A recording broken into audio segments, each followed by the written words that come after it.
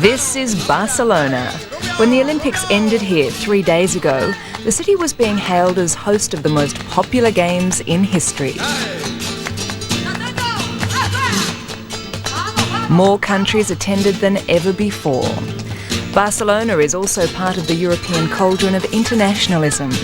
Yet, on the list of the world's most livable cities, it comes in at only number 36.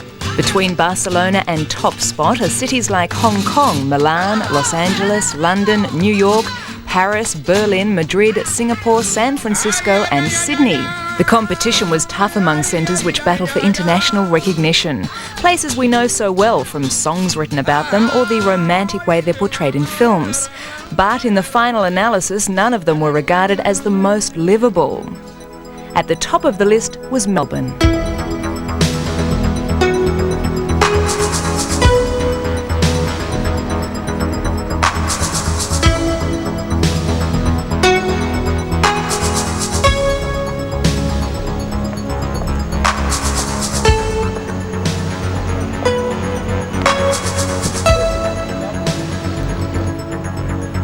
Melbourne was given a perfect score in 5 of the 10 categories, things ranging from public housing to communications and living space to transport systems. What the Washington-based committee told us was something all Melburnians know but rarely appreciate and even take for granted, that Melbourne is the world's most livable city. So what does that mean? Well, for a start, it means we should stop knocking Melbourne. That's right, the biggest knockers of this great city are us, Melburnians. Yet this city is not just livable, it's lovable too. Most of all, Melbourne's a place you shouldn't just dabble with, you have to plunge in. You want London, we'll give you London. You want New York, we'll give you New York. You want Paris, we'll give you Paris. You want Rome, we'll give you Rome. You want Hong Kong, we'll give you Hong Kong. But we'll always call it Melbourne.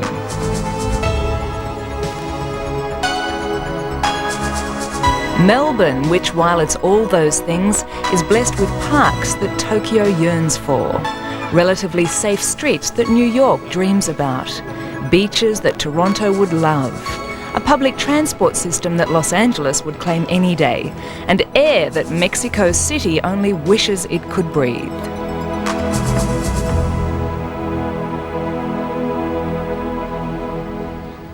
The Block Arcade will always be synonymous with the style of Melbourne. It was a creation of the 1880s and marvellous Melbourne, when a very Victorian city kicked up its heels. Melburnians like to be seen doing the block. It was all very proper, and little did they realise the city would need what happened 70 years later. That was the post-World War II immigration boom. The lure of Melbourne's manufacturing strength was responsible for nearly 60% of our growth. It led to a great marriage for Melbourne.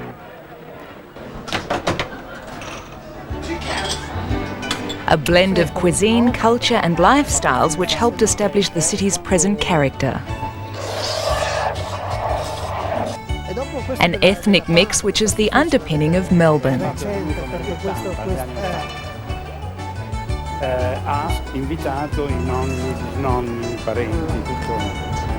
The Italian move into Carlton was probably the biggest long-term impact by any ethnic group on Melbourne's lifestyle. It's worth considering how empty the city would have been without the ethnic influence. Starting here, there wouldn't have been a Lygon Street as we know it, now one of Australia's most famous social centres. Woodchapel Street and Toorak Roads have transformed into what they are. Brunswick Street in Fitzroy may have remained a backwater, and Ackland Street would not have had its cosmopolitan feel. When you first arrive in Australia, you're looking for a coffee shop to have a good cup of coffee, and the only place that you could go at that time was Lygon Street. But it was a different Things have changed since the deputy editor of Il Globo, Dario Nelli, arrived here. It changes like it changes. Gianni Milani, on the other hand, was responsible for helping to make Lygon Street happen as one of the first and probably most influential restaurateurs here. Gianni, why do you think Lygon Street is so important to Melbourne? Because we got the flavour of Melbourne. We are sparkling like the city, not Not as much now, but we're sparkling up. We are the diamond in the crown. How do you mean the diamond in the crown? What do you think Lygon Street offers Melbourne? Here you got the possibility of having any type of food you wish. You can move from one region to the other, you can move from one nation to the other. Chinese, Italian, Greek. There's no barrier. Here you move freely. It is actually a concentrate of what would be the dream of every nation to. We live in harmony here. I think it improved a lot. And you have new shops, new restaurants, new coffee shops, and has a particular style that is very unique for Melbourne. We attract hundreds of thousands of people here, and that is what I like. I like people. Each year now, the Lygon Street Festival illustrates the area's importance. These days there are 170 languages spoken here, making it probably the most culturally mixed city in the world. In Melbourne generally, more than half the population was either born overseas or has a parent who was. In Richmond, 44% of residents were born overseas. Recently retired Mayor of Richmond, Sang Nguyen, is one of those. He's also a Melburnian with a simple message for his city. I think very important to show to Australian community we are not isolated community. We're coming from a long way, from different culture, different language, from different background and different experience. But we're working hard and try hard to be part of one community. The Vietnamese experience in Melbourne appears to be like that of the Italians, even in that homegrown sport, which must be one of the world's greatest social levellers. These first-generation Melburnians are integral members of Footscray Football Club cheer squad. They're able to blend into the fabric of Melbourne through a game which, with immigration, probably shares responsibility for the spirit of our city. These days, Brownlow medal winner Tony Liberatore is cheered on by names like Dorothy Ng and Johnny Key. Footscray is a very highly populated Vietnamese area, and I think it's great if kids like that can sort of idolise me because I get a kick out of that. I think it means that that these Vietnamese kids can hopefully one day play AFL football, and I certainly don't think that it's beyond them because, like myself, when I was growing up in an ethnic area, I was able to make it at the top level, so I hope they can really come on with it. Being in a sort of ethnic community in Brunswick, and a lot of us all played football together and we stuck around together, and it was great because I guess we're all like brothers and we really enjoyed our sport, and whatever we did, we hung around together. We all went up to the local park and had a kick, and it's just progress from there. Further confirmation of the ethnic settlement pattern is found here in the Western Suburbs Under-16 competition. I don't think about my Vietnamese origin much, I just play as the game. I like to play centre because it's in the middle of the game and that's where the game starts, I guess. One of the stars is Tai Tran. AFL talent scouts, including Footscrays, are watching him. Vietnamese names will simply be to the 90s what Italian, then Greek and others were from the 50s onwards.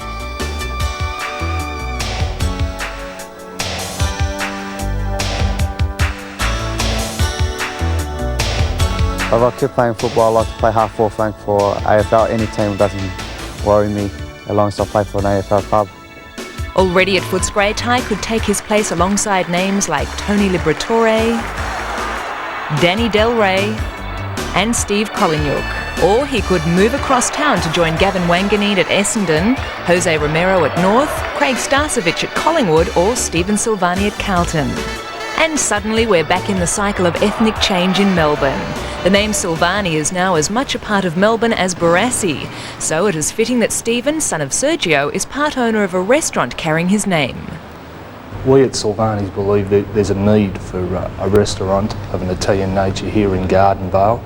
Well, I've got Italian blood in me, and how can I not open a restaurant in Melbourne? Stephen's already thinking like a veteran restaurateur because Silvani's is using Donini pasta. Donini's in Lygon Street, which sells one of Melbourne's most famous foods, is one of the key interests in Gianni Milani's life these days.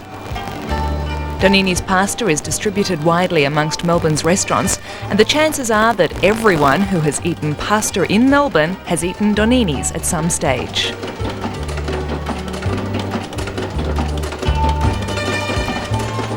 But it's around the corner in a kitchen at the back of Donini's Drummond Street restaurant that the traditional handmade pasta is prepared. It's a formality here most mornings. The secret is of making pasta is to make it fresh and eat it fresh. Good morning. That's good. Ravioli with ricotta from Maria, and Franca's making gnocchi. Gianni Milani arrived in Melbourne in 1950 and opened the university restaurant as soon as he raised enough money. The combination of pasta and uni students was the catalyst which launched Italian cuisine and the Melbourne restaurant tradition. The students of those days grew into the business leaders of today, and the two things maintained a link. It was only a matter of time before Melbourne took off and became entrenched in its position as home of Australia's best restaurants and fine food.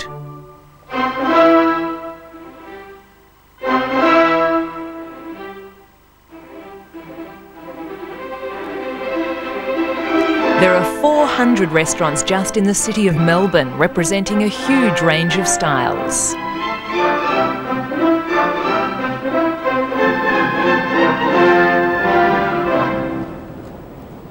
The flower drum represents one of the first types of cuisine to set a benchmark in Melbourne, Chinese. It made Gilbert Lau one of the best-known restaurateurs in the city. I really believe it's the Chinese food. It's a part of the small traditional of Melbourne. You remember those lemonade tables in the early 50s, the Olympics in 1956. And that's when I arrived, and my uncle's restaurant, lemonade table, soy sauce, dim sum, you know, and we even serve bread and butter. And so gradually you move on to the 60s, you know, and it's going to say less lemonade. And I think really people, the Chinese restaurant people want to complete with the other ethnic cuisines, you know, and like first start getting rid of the lemonade table, put linens on the table.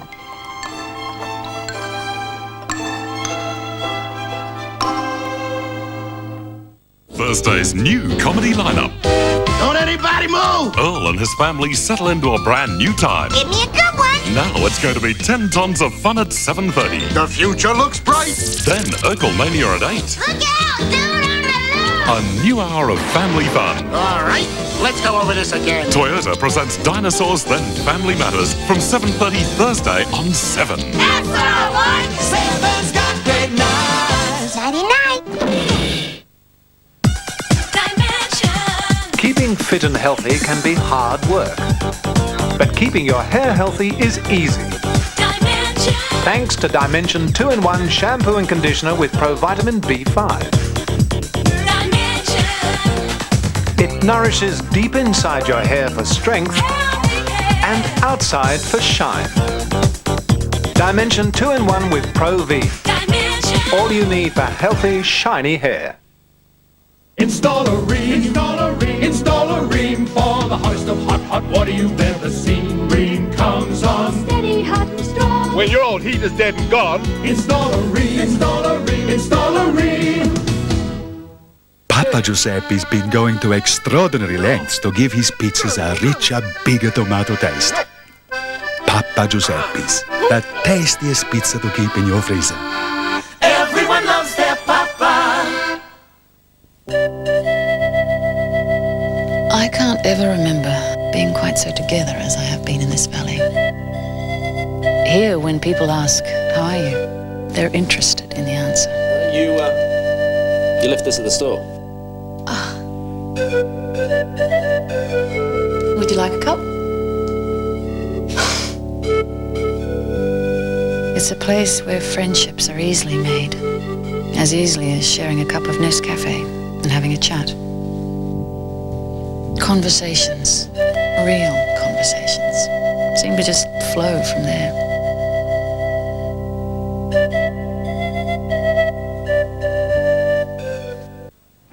I At the Queen Victoria Market, we have tradition.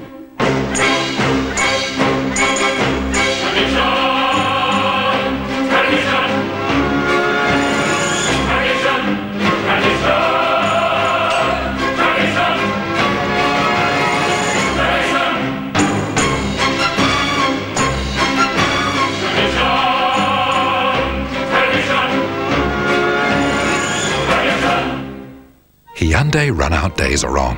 Sporty new S-Coupes with power steering and a full 3-year factory warranty. Only $16,990. So run in before we run out. All day, every day, Hyundai.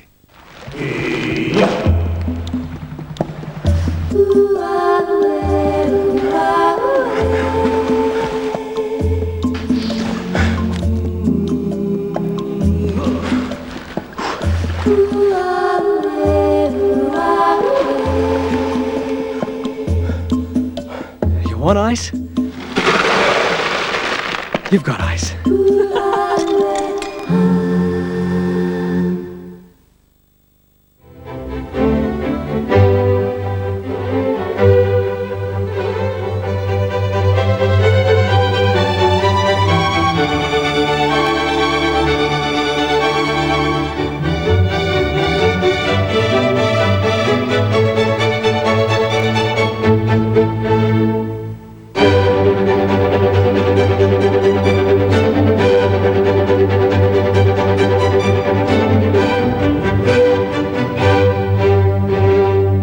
These days I like to describe Stephanie's restaurant as an Australian restaurant, reflecting the fact that I'm very proud of the increasing quality and diversity of the raw materials available to me and to all good cooks, and I feel that they reflect all our ethnic influences, they reflect our regional differences, they reflect our climatic differences, and they are put together by me and other good cooks in a way that reflects our sense of ourselves. Stephanie Alexander's hands-on role has a lot to do with why Stephanie's restaurant is the current holder of a Victorian Tourism Commission award. She also has great faith in not just her own restaurant in Hawthorn, but Melbourne's generally. I very recently returned from the United States, where I ate in some of the best known restaurants in Los Angeles, New York and San Francisco, and I can most sincerely say that I believe that the best establishments that we have in Melbourne rank equally, in my mind, with those that I experienced there.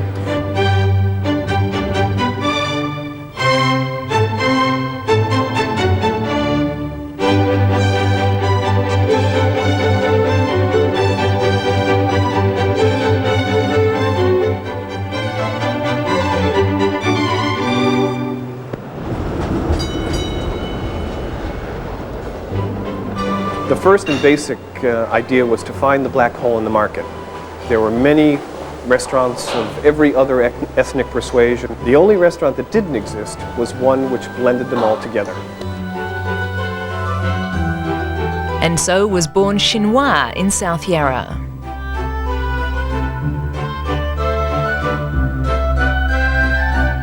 It's current flavour of the month in Melbourne and winner of the Victorian Tourism Commission's award for Best Fine Dining. It's really where food is going.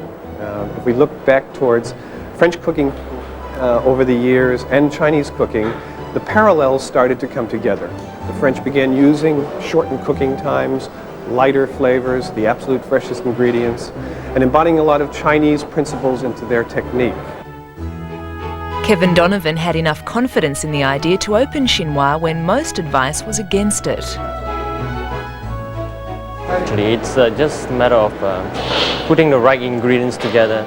Chef Alan Coe is one of the vital ingredients, and he does it in a kitchen which literally does prepare Eastern cuisine on the east side and Western on the west, meeting in the middle. The duck is marinated in a very Asian way, and it's roasted in the Western way of roasting, and it's sauteed until it's just precise time to go with the Western sauce with a touch of Asian sauce in it. And that's how East meets West. Certainly Chinois is the top end of the trade, but food costs was a category which helped to give Melbourne its premier position in the livability stakes. And much of that may be due to the market tradition of the city. While places like the Victoria Market prosper, Melbourne will hold its #1 rating. Markets have always been a vital part of Melbourne. Along with the establishment of the city came the Western Market on the site of the National Mutual Building and the Eastern Market where the Southern Cross is today. The Eastern Market was a favourite meeting and entertainment centre. It was given the name Paddy's Market. But attention turned to the Queen Victoria Market site, part of which was the location of Melbourne's first official cemetery. Now it's promoted as being one of the advantages of living in Melbourne.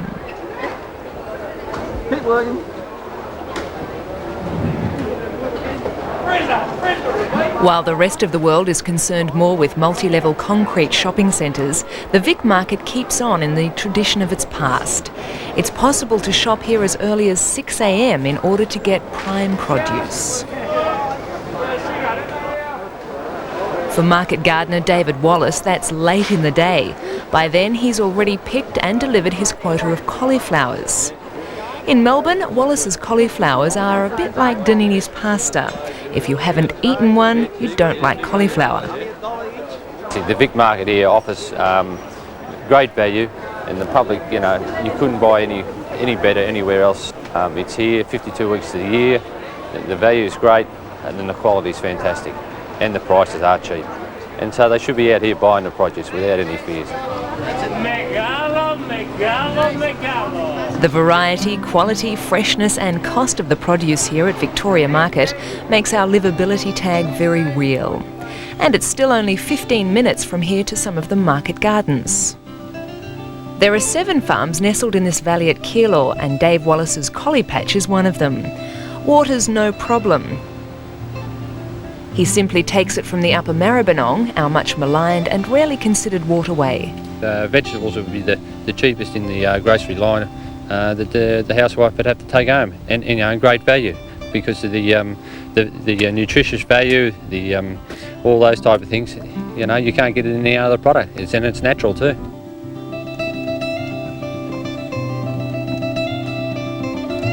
We just grow cauliflowers now because of the labour situation, and because we've been growing them for nearly 45 years, we've got a reputation in the wholesale market, and most fruiters know that we grow a good cauliflower, and there's no questions about selling them. They're already sold before we take them to the market. It's just a question of the price, and so when you're on a good thing, you stick to it.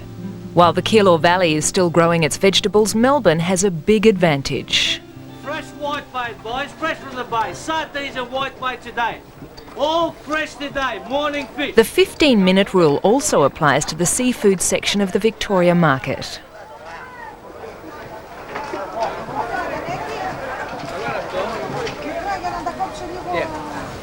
Fish like snapper, bay trout, pilchards and whitebait would have been swimming in Port Phillip Bay a few hours ago.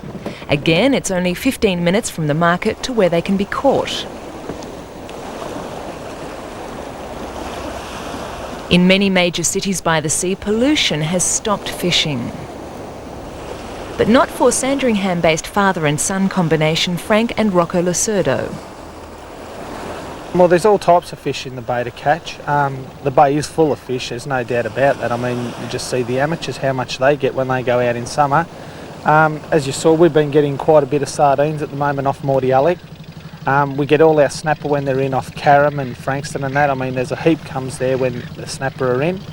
The bay's full of flathead. Doesn't matter where you go in the bay, you'll always get a flathead. Whiting and that's very popular over near Williamstown, Port Melbourne. There's a lot of flounder and that.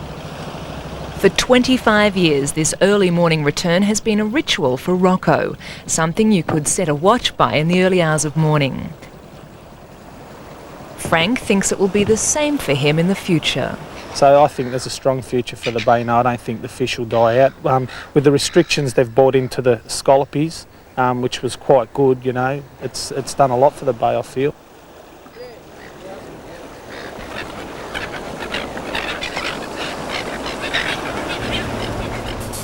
Not only fish move around the bay, there are about 200 resident dolphins to be considered as well. While the yacht Looking Good is available for charters from Melbourne, it also makes special trips for the Port Phillip Bay Dolphin Research Project. We're trying to find out the movements of the dolphins, how many there are, what their breeding cycles are like, and in particular the areas that they're frequenting at the moment. Marine biologist and education director for the project, Jeff Weir, has found that a small pod of dolphins lives in the top corner of the bay. So far, little is known about them. Most work has been with a large pod of dolphins in the southern end. Bay users, from ship's captains to helicopter pilots to lifesavers, help out with sightings. Near Williamstown and Point Cook, even the RAAF are involved through their tender boats. According to Jeff Weir, the more people who take interest in the bay dolphins through projects like the Adopt a Dolphin campaign, the better. For the people who have adopted a dolphin through our Adopt a Dolphin program, they can come out on the sketch The Looking Good and have some of the educational tours that we take in the southern part of the bay over the Christmas period. The group makes the point, quite rightly, that Melburnians don't have to go to Monkey Mia to see dolphins. They don't have to travel to Kangaroo Island in South Australia to see seals and sea lions. In fact, we don't even have to go to Phillip Island for the penguins. There's a colony in St Kilda. Once a year, whales and even killer whales make an appearance. In Port Phillip Bay, it's just a matter of keeping your eyes open. In recent months, at least one dolphin has been seen coming downstream in the Maribyrnong River with her offspring after giving birth. The Maribyrnong is a passion for the skipper of the 63-year-old blackbird, Peter Somerville. His vessel is the oldest operating ferry on either the Maribyrnong or Yarra. They can talk about the Yarra, but this is the better river of the two. We've got the river that's going to be the one that'll shine because it's an unknown jewel in the crown of Melbourne. And it's natural, it's got nice wide open spaces, and also the beauty of the Maribyrnong in it was that it was an industrial river that's now becoming a recreational river. How big are the fish you've caught?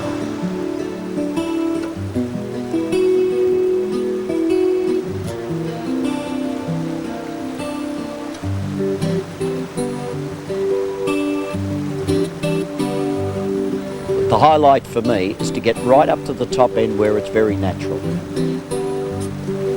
We've got high cliffs created by lava flow. Because it's Commonwealth land, the riverbank is natural around it. And when you get there, although you're still in the 10-kilometre radius of Melbourne, you could be up in the bush. Actually, it's the heart of Essendon, and only creeping suburbia gives that away. Well, I think it's an absolute eye-opener because I've lived in Footscray all my life. 50 years now, and I've driven across this river millions of times, I guess, in that period, but I've never realised the beauty of the river, and particularly the upper parts of the river. It's an absolute eye-opener. On the return journey, passengers are still learning about a river they had thought of as no more than a drain. Now, to show that the Maribyrnong is Melbourne's #1 river, the steel hulk that you see laying in the water and the mud there, that was placed across where the River Yarra entered the Maribyrnong. So really, the Yarra is only a tributary of the Maribyrnong. In fact, the Coot Island fire, which re-established government thinking on chemical storage facilities, was within metres of the original junction of the Yarra and the Maribyrnong.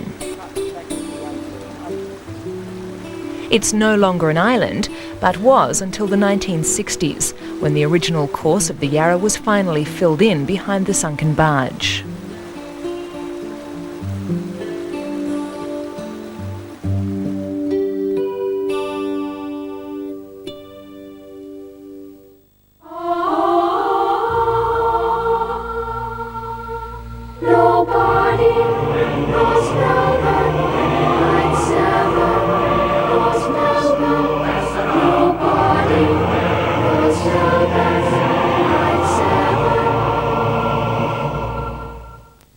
What does it take to make Victorians stand up against child sexual abuse?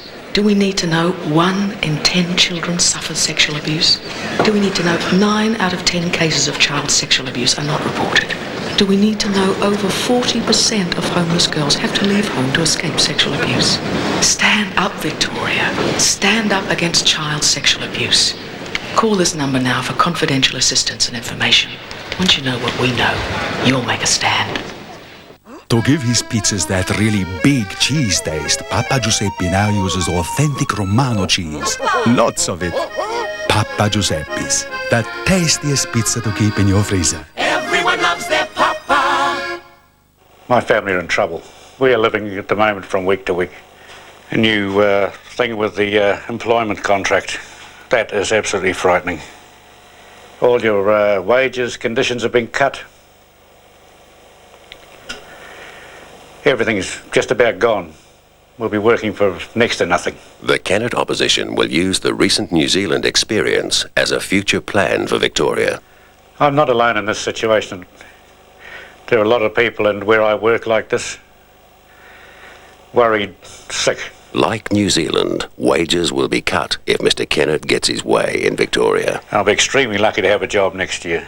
Authorised by J. Beecham for the Australian Labor Party, Carlton. For your best performance, you need the best nutrition. That's why the Australian Institute of Sport and Kellogg developed Sustain. Push it. One more 500. A scientific balance of delicious grains, fruit and nuts. Complex carbohydrates, fibre, protein, vitamins and minerals, controlled sugar, low fat and low salt. The fuel for lasting energy and better performance.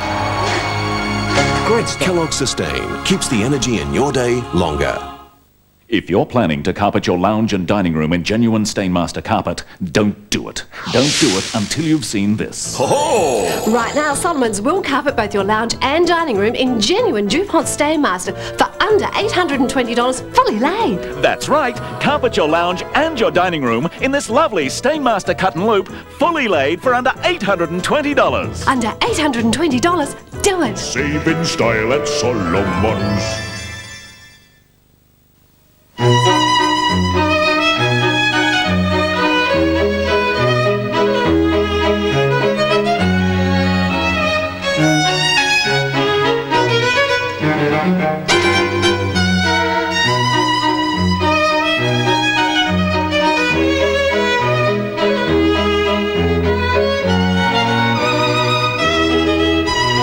Another cup of... Yes, please. Friday, it's a full moon. I'm wearing no underwear. A hot night for surprises. I'm off to Calcutta to work with the poor. The Golden Girls return.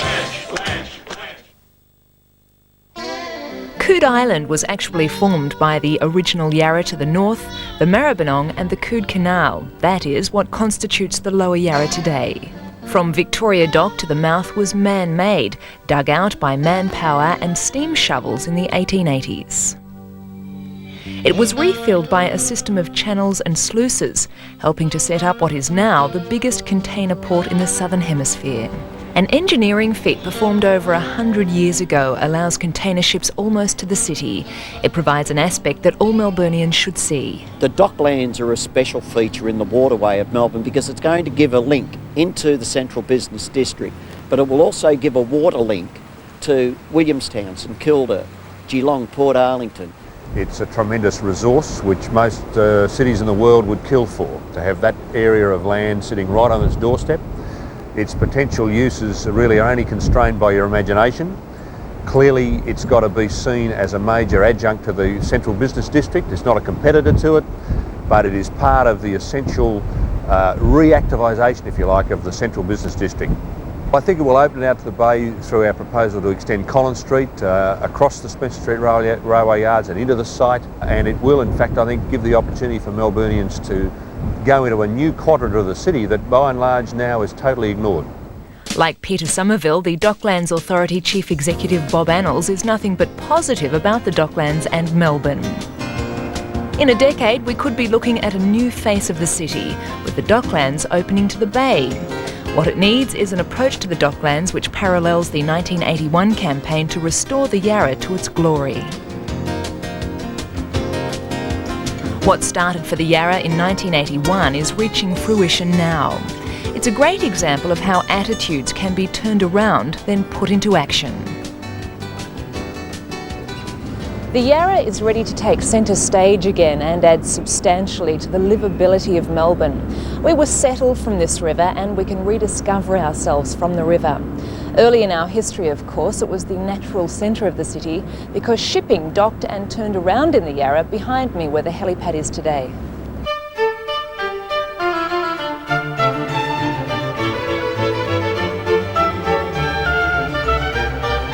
These days, most of the boats you see on the Yarra have a distinctive flattened look. It gives a taste of Amsterdam and Paris to the Yarra. Several ultra-low bridges were built when this section was becoming industrial, and it was considered no one would want to go further upstream anyway. Oh, and it's a good idea to duck. Basically, my father had gone on an overseas holiday through Europe, and he travelled on some of the boats down the Bateau Mouche in the Seine, and he felt the warmth that the rivers over there had. The lure of the Yarra was something the Gantidis family realised in 1981. Using their riverboats, you can now go from Williamstown to the city or Hawthorne to Flemington.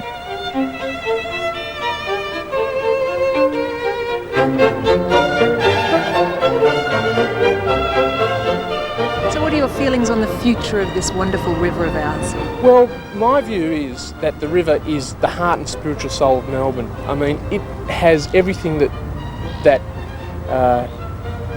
what Melbourne's about. You can go along the river and you'll see people jogging, bicycling, barbecuing, going to the football, going to the cricket. And basically the future of the river will be linking in with the different precincts, the Maritime Precinct, the Gardens Precinct, Arts and Sports.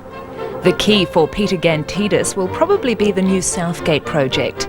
Research estimates promise over 8 million visitors in the first year to what is now a clearly defined precinct of the city. As Planning Minister in 1982, Evan Walker had what he called a four-poster bed concept for the river. That being provided by the Flinders Street Station and Arts City one end, with the World Congress Centre and Future Museum of Victoria at the other. Walker wanted the Yarra to provide another access for Melburnians. They always loved the gardens further along, but in this part of the river it was a forgotten area. And the vision we had was to bring people back, walking, bike riding, picnics and so on. And to do that you've got to enclose the river, so we needed development such as the Southgate development to in fact give it a sense of sitting on both sides. Southgate will have its own community with 2 office towers, a 5-star hotel and apartments, as well as countless restaurants, cafes, bars, food outlets and shops. There's even a Lutheran church, the first church to be consecrated in any city except New York for years. Southgate is destined to be very much the left bank of Melbourne.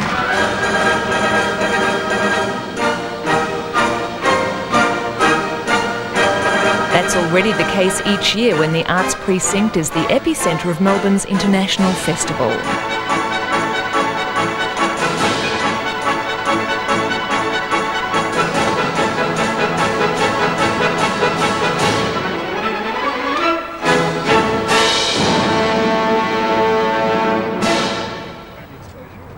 That's once a year, but there's a daily grind in this mini-city of the arts for people like Grant Kelly and his fellow first-year ballet students.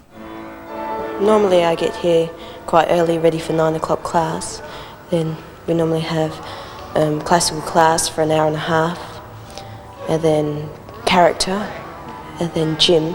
Then we'd normally have a lunch break for an hour, and then we'll go into contemporary and then coaching, and then we finish for the day around 4:30. Coaching classes are important because we need to strengthen our technique. Are my legs turned out? Am I holding my back up? It's going to be very hard to get into a company or to make it as a dancer. There's so many good boys in the school. Well, Grant's got lots of work ahead of him, but he's a very enthusiastic and very talented young man. Lovely nature, very eager to learn. He's a pleasure to teach, and a built-in natural talent there, and he's already been selected as a dancer with great future by several institutions, such as the Royal Academy of Dancing in London. Former prima ballerina with the Australian Ballet, Gayleen Stock, is now director of the ballet school. It's regarded very highly all over the world, and the standard of dancers that are coming out of the school are also extremely high standard, and we are the envy of quite a few countries. Well, the value of this beautiful ballet centre right here in the middle of Melbourne and in the middle of Art City is of tremendous benefit to us and to the students, because we have we work in close harmony with the Australian Ballet, of course. When they're here in town, it's a great benefit to the students to see the professional dancers working here. So the environment is very theatrical, and it certainly is of great benefit to us in every way.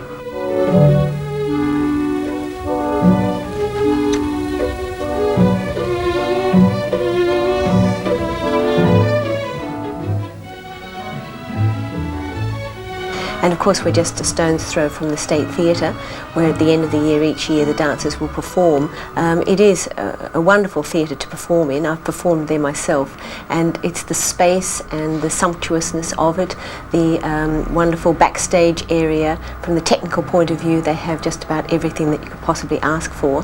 The dancers themselves love the space on the stage, plus the auditorium. It's very grand feeling. And for the students, we perform there once every year at the end of the year. It really is something quite magical. Magical, certainly, but the key words from Gayleen Stock were probably space and sumptuousness.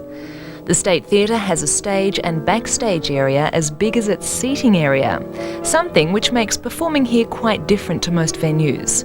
In football parlance, it would be called home ground advantage.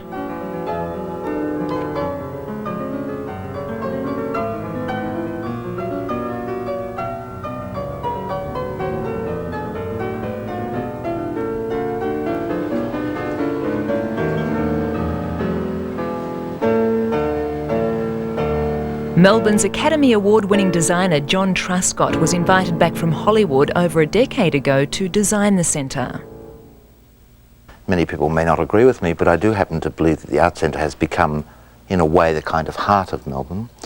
And I believe it altered the entire lifestyle of Melbourne. Look at Melbourne 10 years ago as to what it is today, and the contrast is vivid, quite vivid. It sounds like the great Australian cringe to say it, but it is the truth, that there is no complex to equal it anywhere in the world. This, to me, being basically our opera house, felt to me very much the need to have traditional interior, a traditional European theatrical interior, because, by and large, the repertoire, both operatically, balletically and otherwise, is traditional. Just as the Australian Ballet benefits, so does the Victoria State Opera Company. Such is its reputation that major international names want to work here. Many come just to perfect their style for the world stages in an ideal environment.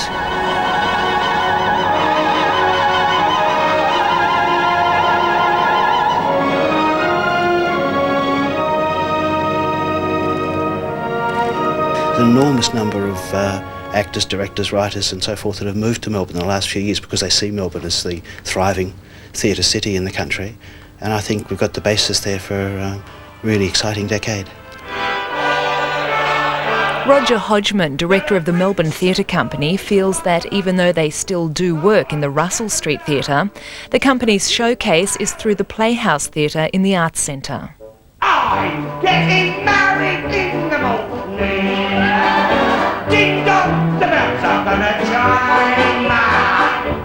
Pull out the stopper, let's have a whopper to get me to the church on time. I'm gonna be there in the morning, spruced up and clean in me prime. Girls, come and me, show how you'll miss me, to get me to the church on time. If I am dancing, roll up the floor. If I am whistling, out the door. For I'm getting married in the morning. Ding dong, the bells are gonna chime. Kick up the rubbers, but don't lose the compass. And get me to the church, get me to the church. So go sides, get me to the church on time. Dum ba dum dum dum dum. I'm getting married in the morning. Ding dong, the bells are gonna chime. Drag me. I suppose we see the Melbourne Theatre Company as the flagship for what's a very thriving theatre community in Melbourne. There's a lot of theatre companies. I think it's regarded within the industry as the theatre capital of Australia. And we're the biggest, the oldest, and I suppose arguably the most successful company there. We get over 300,000 people a year most years to see the shows, so that's unique in Australia and one of the largest in the English-speaking world, I think.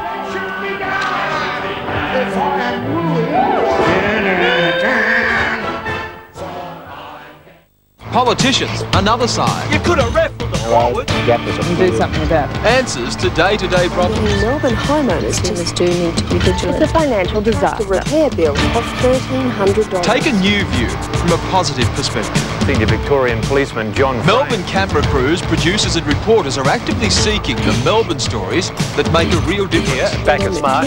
Central Melbourne, Victoria's lower I'm Stan Grant. Join me for Real Life following Tide and 7 Nightly News.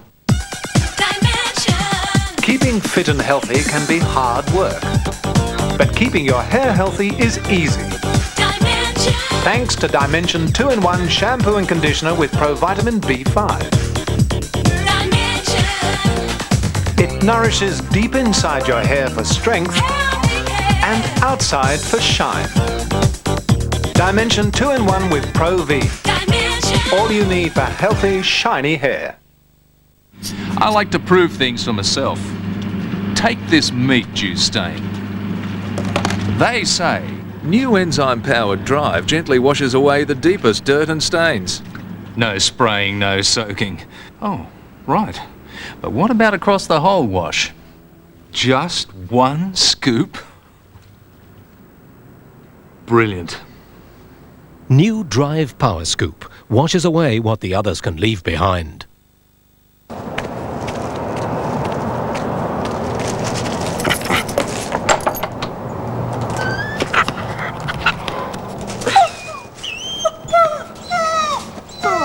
What's the matter? You alright? Here, let me have the milk. Dogs will do anything for the real milk goodness and great taste of moist, chewy Good-O. Doesn't your best friend deserve Good-O every day? Rosella introduces Chicken Tonight simmer sauces, and suddenly everybody's saying, I feel like chicken tonight, like chicken tonight, chicken tonight. Choose from 6 tasty new sauces with only the best Rosella vegetables. Try chicken cacciatore or delicious creamy chicken with mushrooms. Just brown the chicken, simmer and serve. I feel like chicken tonight, like chicken tonight. Mom, can we have chicken tonight tomorrow? Chicken tonight. It all started with the discovery of a very special yellow flour that could turn sunshine into a margarine with all the very best of everything. It helps fight cholesterol and is naturally lower in just about everything except taste. Spread it or cook with it. Meadow Lee's canola. The Heart Foundation gave it a tick, and so will you. So here's to everything you wish yourself and all the very best. You'll always find the perfect match for your face at OPSM Express, but that doesn't mean it's expensive. Far from it. In fact, they have glasses from as little as $48 complete, so why go anywhere else? Perfect. Just one scoop? New enzyme-powered Drive gently washes away the deepest dirt and stains. Brilliant. New Drive Power Scoop washes away what the others can leave behind. Where traditions start in Melbourne, they survive. What is now the Arts Precinct has nearly always had an entertainment link. The Cooper Bailey Circus arrived in 1877 and set up on the swampy site. Prince's Court also brought people to the south side of town. Later, the familiar Worth Circus banner was raised here. The Worth brothers wanted their circus to be part of Melbourne and had their wish fulfilled for 50 years.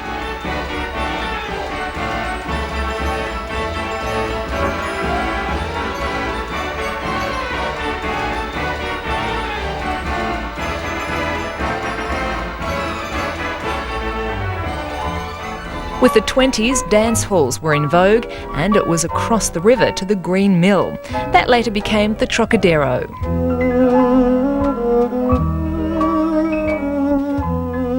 1956, the state government decided an arts complex should be built. First drawings were done and Premier Henry Bolte, who was especially keen on the site, pushed it through despite the swampy acid soil. As it happened, fire swept through the old buildings, leaving only the Trocadero standing, briefly at least.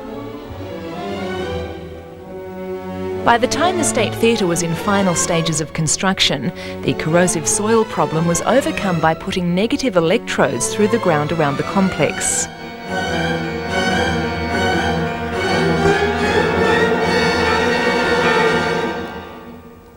From that point on, it was all positive.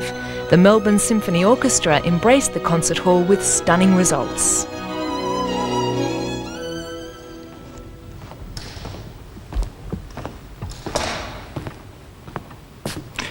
The most important aspect of the Melbourne Concert Hall was to be faithful to the architectural intentions of Sir Roy Grounds.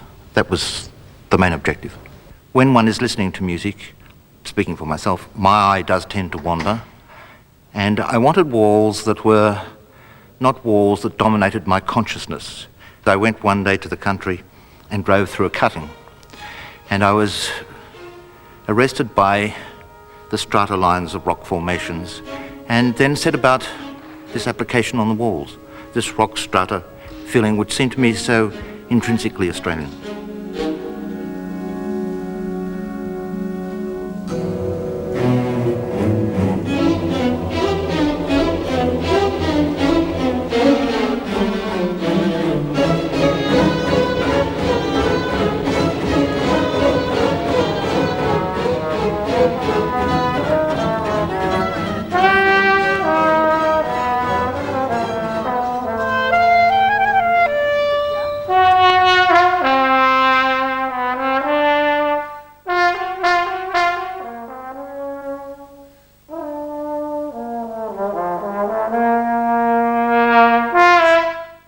I generally turn up to college of a morning between 8 and 8:30. Then I just go along to one of the practice rooms and start my own individual warm-up routine. Then throughout the day we have several groups that we're required to play in, and the time that I'm not in those rehearsals I'm just in the practice room working on my own thing, somewhere between 4 and 6 hours a day. Trudy Llewellyn is in her final year at the college.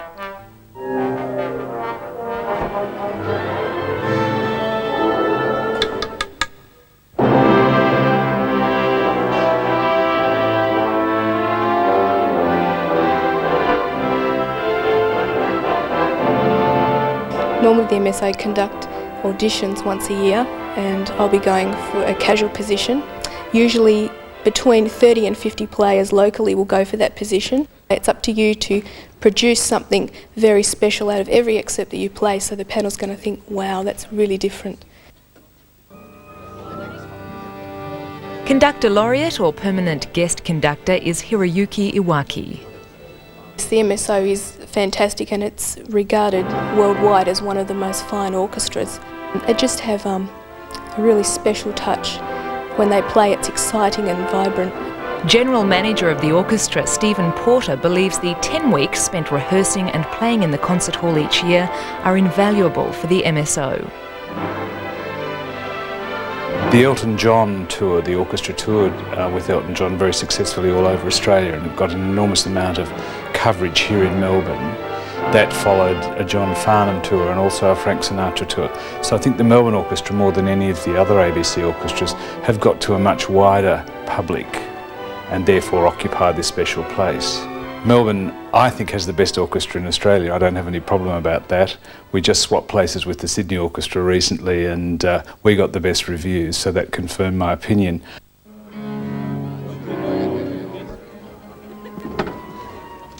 Once it becomes tutti, it becomes vulgar. And the orchestra very much consider it to be their home, and the lockers backstage they consider to be their lockers. Let's go and have a beer. Okay.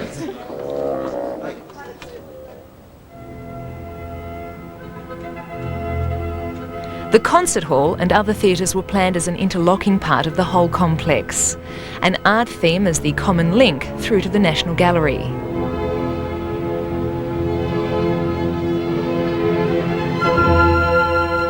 Here, the work is Paradise Garden, a series of 816 paintings by Sidney Nolan, all framed and painted individually. It serves as a reminder that the arts in Melbourne can be one-stop shopping. The National Gallery of Victoria is Australia's oldest gallery. It is the preeminent gallery in Australia. Gallery director James Mollison has put a lot of work into making our art gallery just that. His vision is to entice a cross-section of the public through the building.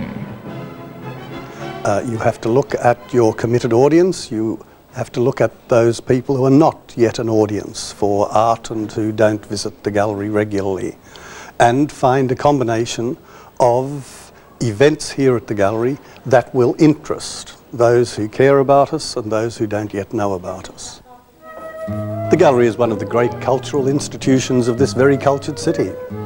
It's where people can assuage their curiosity about what other people have done, other places, other times. It's a repository of a great deal of first-class art.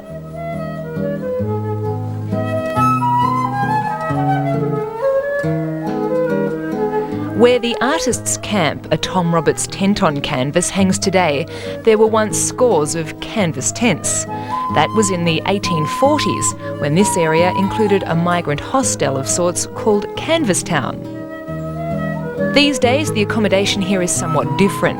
The Sheraton Towers Southgate is Melbourne's newest 5-star hotel.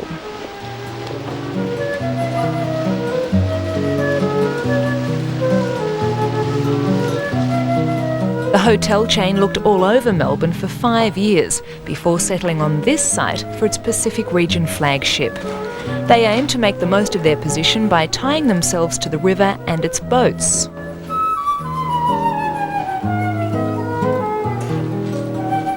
It gives them the best of both worlds, with the pedestrian bridge access putting the central business district only 5 minutes away on one side, with St Kilda Road and Southgate offices on the other. Certainly we couldn't have done without the river as a port access in the early days. Melbourne's coat of arms reflects that. Naturally, the kangaroo depicts Australia. It's thought the royal crown and the cross of St George were to show basic allegiance to the sovereign and Great Britain. The fleece, not surprisingly, denotes wool. The bull on the hillock represents tallow. The whale is for oil. They were the chief exports from Melbourne in 1842. The ship, of course, represents their means of transport to and from Melbourne. Yet it was only 7 years before Melbourne's coat of arms was decided that the ships of John Batman and John Pascoe Fawkner arrived in the Yarra. The settlement was legalised in 1836 and named Melbourne in 1837. By 1839, the first wool clips and direct mail left for London. The town of Melbourne was proclaimed on this day in 1842. From settlement to city moved fast.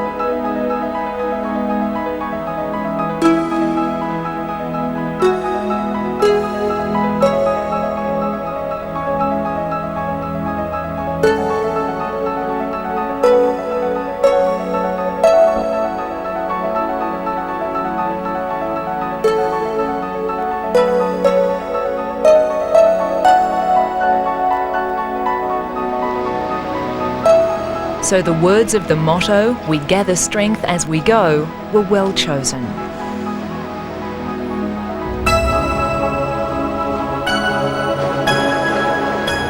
The motto and seal were probably first aired on the site of the Athenaeum Theatre, although the Athenaeum also has its own special place in history. In 1906, it was the venue for the showing of the world's first feature film, The Story of the Kelly Gang.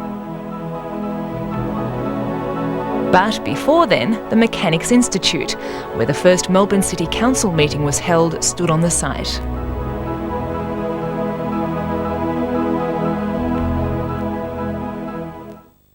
Tomorrow on Real Life. It's a unanimous decision. The staff of a Brisbane clothing factory who worked without pay to save their job. We've all become really good friends. I couldn't stay at home and not work. A victim of the recession rises from the ashes. In the end, we've all got jobs. Real Life, 6:30 tomorrow, following 7 nightly news. OK, I admit it. I never used to lift a finger to help scour the griller, scrub the pots, scrape the plates and shine the glasses. But not anymore. Come clean. Get a dish, Lex. Oh, just you and me. Just you and me. Just you and me. Just you and me. I don't want nobody else. Just you and me. Ease my misery. I don't want nobody. Yeah. Just you and me. McDonald's presents McRib. That's tasty grilled pork dipped in special barbecue sauce, tinned with pickles and onions and served on a long toasted bun. But hurry, or you'll miss out. 101.1 Double TFM, now with a fresh new music mix from the 70s, You are so beautiful. the 80s, You don't know me by now. the 90s, Right here waiting for you. 101.1 Double TFM, the best mix of music with the biggest variety from the 70s, 80s and 90s. Bet it is. Bet it isn't. Bet it is. Bet it isn't. What do you bet? Everything. Mickey bet Billy that Watty's spaghetti was the tastiest spaghetti in the entire universe. Silly Billy. Rosie! But I don't want your sister. Well, it's a job lot. Watty's the tastiest spaghetti. When I first saw it, I thought, I'm not wearing that.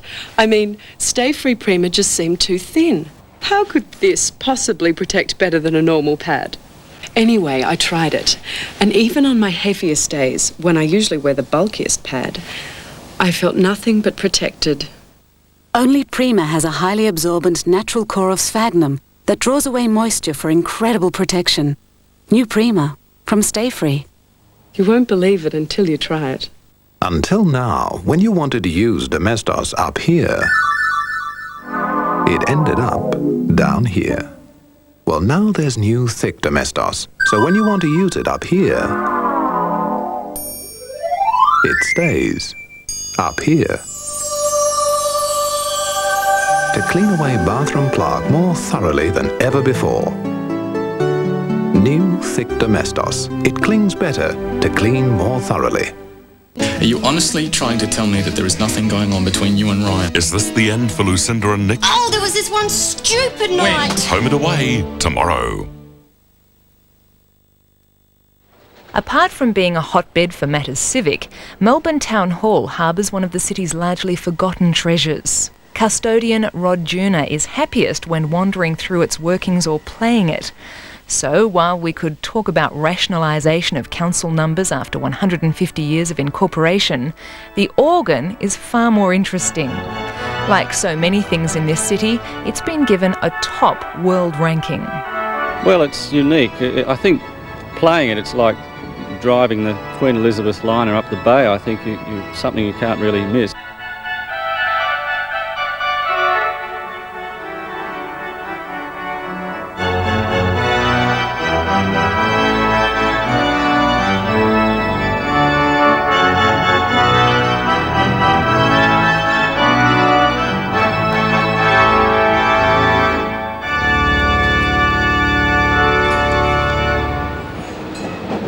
Our current town hall, built in 1869, was the second erected on land acquired by the council 20 years earlier.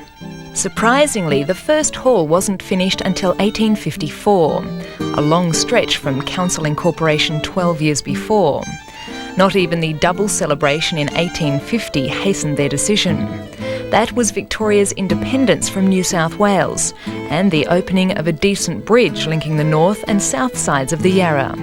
Suddenly, we boasted the second longest bridge span in the world. It replaced a rickety wooden structure and was itself replaced by the present bridge in 1888. But the various connections encouraged citizens to cross the Yarra rather than focus on it. Only 3% of Melburnians have actually been on the Yarra. It's a further indictment of how we've turned our backs on the river over the years. But last year, the Moomba Parade was centred on this part of the Yarra for the first time in its history.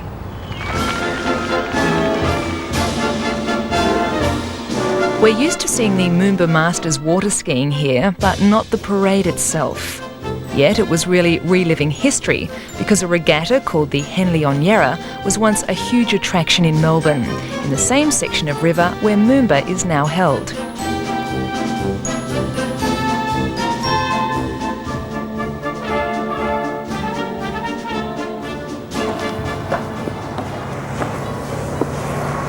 For a few years now, there's also been talk of a festival with orientation towards the Yarra to be held in conjunction with the Australian Tennis Open. But whether it happens or not, you can be sure that from next January, the Yarra Link will become a favoured route to the tennis from both downstream and upstream. An audience of millions around the world focuses on our tennis centre each year in January. So since it was built, it's become arguably the major monument to Melbourne internationally. This is the women's change room. Whether you're Steffi Graf or a beginner, it's here that you have to change if you're playing in a final or any other match. But if you are playing in a final, it's from here that that big walk begins.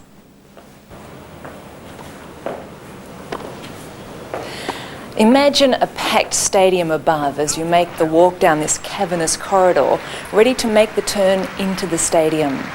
It's probably only 100 metres or so from the security of the dressing rooms, but it's a walk that has ended in some remarkable matches and some fantastic victories.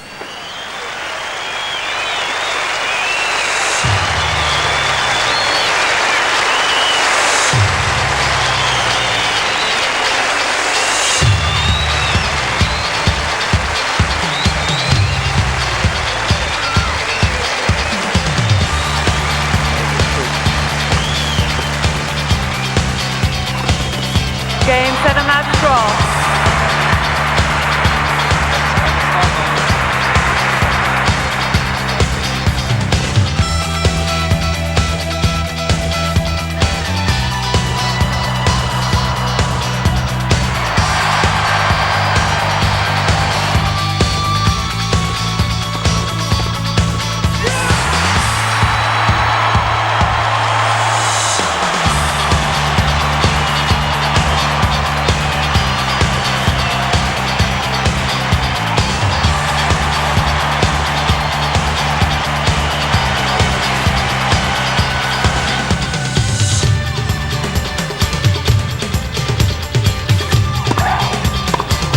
Game, set, match, Sellers. 2 sets to love. 6-2, 6-3.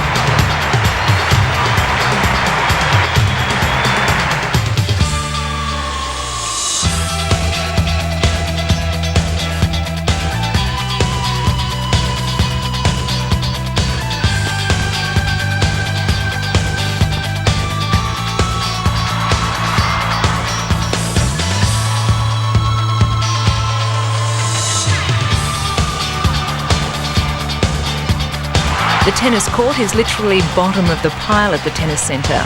Everything goes over the top. Rubber mats and thick boards form a barrier that allows the stadium to stage almost anything.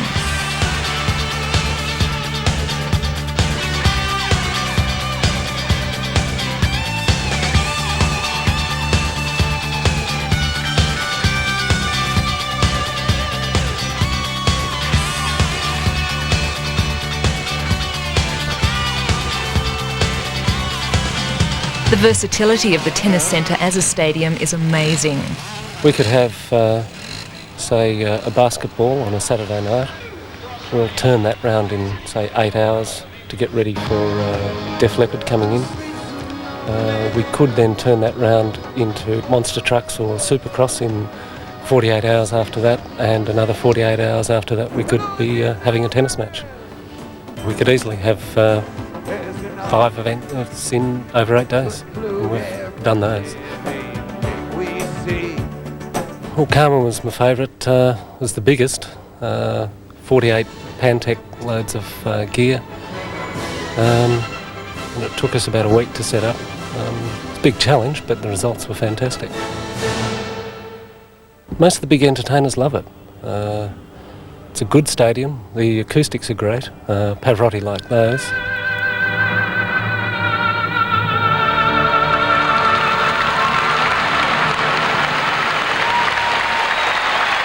The most amazing thing we've had was the Prince people wanted us to set up a small stage and lighting out on the top of the roof at the front, so that if he felt like it, he could go out and address the public before they came in.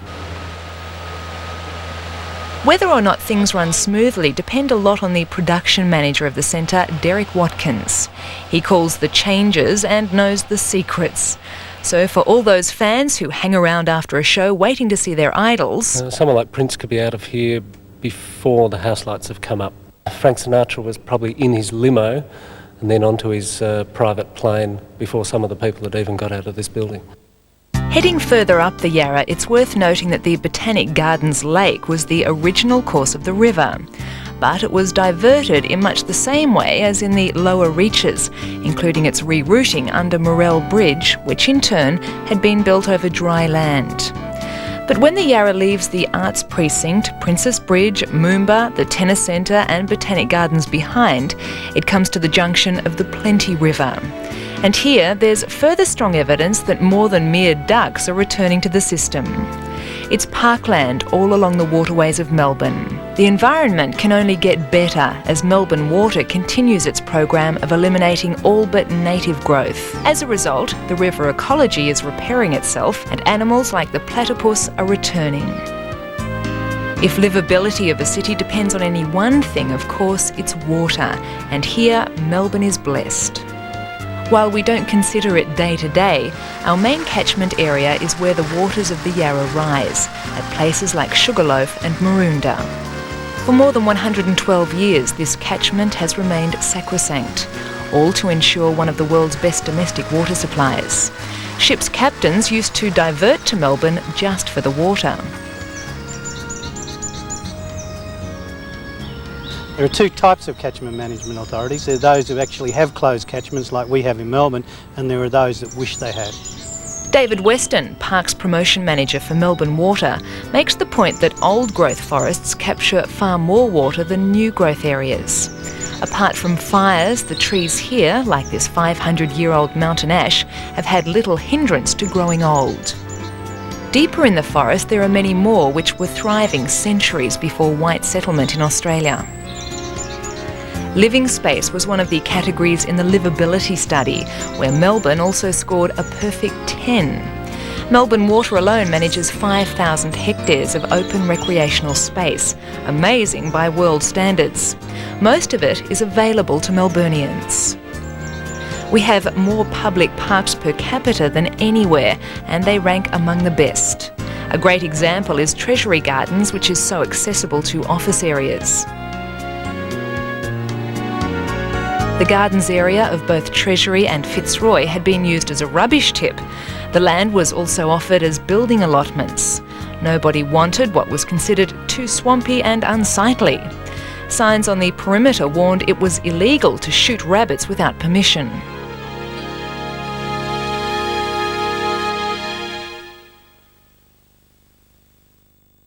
Few television events can stir the emotions with the rhythm of suspense as the chilling true story of America's worst criminal. You liberal-minded about sex, Billy? What began with a teenage runaway You're not going to give up, are you? would end in a chilling trail of death. You got nothing on me. How could it happen? I have a lot of very important friends. Only one man could unearth the truth. We have got to get a second search warrant. But even he could never have imagined what lay ahead. I don't have to prove a thing to you guys. To Catch a Killer starts 8:30 Sunday on 7. Keeping fit and healthy can be hard work, but keeping your hair healthy is easy. Thanks to Dimension 2-in-1 shampoo and conditioner with provitamin B5. It nourishes deep inside your hair for strength and outside for shine. Dimension 2-in-1 with Pro V. All you need for healthy, shiny hair. What is the tastiest spaghetti? What is the tastiest spaghetti? What is the tastiest spaghetti? Ah. Oh, thanks for knocking. How's this for a knockout? This week's edition of TV Week. You could win $10,000 cash instantly or daily prizes of $1,000 just by checking the lucky number on the cover here. Now, you can't knock that. Also in TV Week, exclusive details of Yana's amazing $2 million deal to do nothing for a year. Another bombshell, Rebecca Gibney quits. Julian McMahon's movie breakthrough with Robert Redford and Demi Moore. Plus a mighty Kieran Perkins pin-up. It's all in TV Week. With your lucky number on the cover to win up to $10,000 cash instantly. Out now. Lovely. So many things. Ooh, yeah. Great things to do. Great. All in one place. Yeah. Under the water. Up in the air. Yeah. Ooh, party time. This is the best. Great. Careful. Forget the rest. To win a gold medal, you've got to do the very best you can. Whether you're an athlete or an organisation.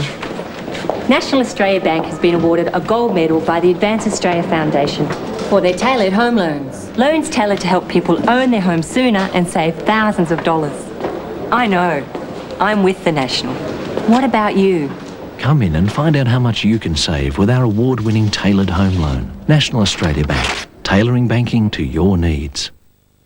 McDonald's presents McRib. That's tasty grilled pork dipped in special barbecue sauce, tinned with pickles and onions and served on a long toasted bun. But hurry, or you'll miss out. In the war against germs, we unveil our secret weapon, Toilet Duck. Toilet Duck, the one that gets right up under the rim to kill the germs that ordinary cleaners can't always reach. Toilet Duck, anything but friendly with germs. With a smell so fresh, it reminds our boys of home. Toilet Duck kills germs right up under the rim. While promotion of Melbourne's parks are his business, David Weston has been a force behind many positive tourism initiatives. It's the most important time in Melbourne's history right now to capture the moment. Tourism is one of the fastest growing industries in the world, and the opportunities are there to make Melbourne a vital and attractive city for international tourism. We have this transport system that's unique. You can move around above ground, you can move around the city below ground. It's all there waiting for people to take the opportunity to get out and explore the city. That's a view shared by Wayne Burt of the Transport Users Association. Well, I think people should use public transport in Melbourne because we've got essentially a very good system. And obviously, the more people we get using the system, the safer it's going to be. And of course, the healthier environment we'll all have. Well, if we look at the inner suburbs, and broadly speaking, that would be the area described by the tram system, we have a very good way of moving people around the city. I think it would be reasonable to say that it's as good as any in the world. The infrastructure of our transport system was in place by early this century. That had happened so quickly and well is often put down to good planning.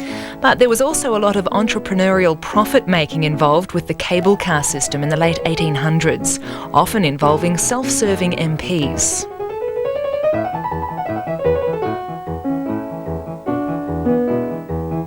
There's still a link to the era via the original Nicholson Street engine house. It provided the lifeline to cable cars. Now, where cables pulled, computers think as part of the Fleet Operations Centre for buses and trams. What may appear confusing out in the street is in fact being controlled from this quiet room in Fitzroy. The position of any vehicle at any time is known precisely. So what does modernisation mean to the Melbourne-built W-class trams, the subject of so much debate on whether they should be used as mainstream transport? W-class trams are, in a sense, an archetypal symbol, I think, as Jung would say, of Melbourne. They represent the sort of the heart of Melbourne. There's something very dear to Melburnians, and I think with that in mind, we have to see that they have a very large part to play in moving people around the city for the future. We do have state-of-the-art technologies, and we do have people from overseas, various companies, transport companies, still come to Metrol to view and get ideas about our whole system. And we face an exciting future because incorporating the past technology and technology which has evolved since, we face an exciting 20 years in the Public Transport Corporation. Leo Grandy is a control manager at the communications hub for our trains, Metrol, next to the Flinders Street yards. The commuter can look to better travelling. We have taken congestion away from the Flinders Street, the hub of the city area.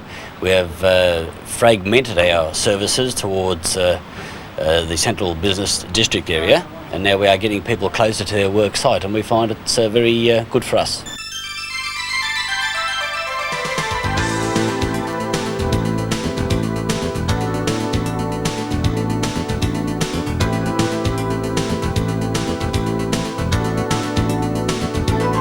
The logical next step in the system is an airport connection. The airport's the gateway to the city, and what we have in Melbourne is a great opportunity. Our forebears were sensible enough to give us an airport remote from the city with opportunity to expand and grow. And it's all there waiting to happen. And we find now that this airport has got a future of at least 50 years until it reaches its capacity. The runways and terminals will be able to take the biggest aircraft that will ever be coming to Melbourne. Airport General Manager John Taylor is currently overseeing the spending of $1 million a week on the first phase of a major expansion project. The value of this airport to Melbourne is enormous. It's a big business, and what people probably don't realise is there's over 8,000 people work at the airport already, and there's over 25 to 30,000 people per day that pass through the airport, so it's a facility of major economic importance to this city. I think we're the envy of certainly Sydney and Brisbane in terms of the way this airport's established, having our domestic terminals and international terminals adjacent to each other. When you compare that with Sydney, where they've got a runway separating the international and domestics, and Brisbane, where they're in the process of building a new international, but it's not as convenient for passengers as what this airport is. Not only are all services under one roof, but Melbourne International is Australia's only major airport to be curfew-free. So we're well placed to make a great airport even greater. In that event, a special component may be a new-look taxi service. Driver Bruce Grigg is promoting a new company called Happy Cabbies to give a frontline welcoming service. Well, just before you're about to land, you're handed a small pamphlet in 5 languages that tells you that there is a Government Tourism Commission endorsed fleet of taxi drivers specifically trained to cater for the tourist, and they're called Happy Cabbies. You get into the vehicle, which of course has to be up to a standard because it has to be registered in the Happy Cabbie system as well as the driver. And the driver has not only been trained in basic communication skills, places of interest for the tourist and how to keep abreast of things that are happening in Melbourne for the tourist, but also in points of attitude. At the moment, the what's on aspect of training wouldn't take much learning. The Phantom of the Opera. Thank goodness for the Phantom of the Opera. You'd be amazed at how many people have been coming to Melbourne specifically to see the Phantom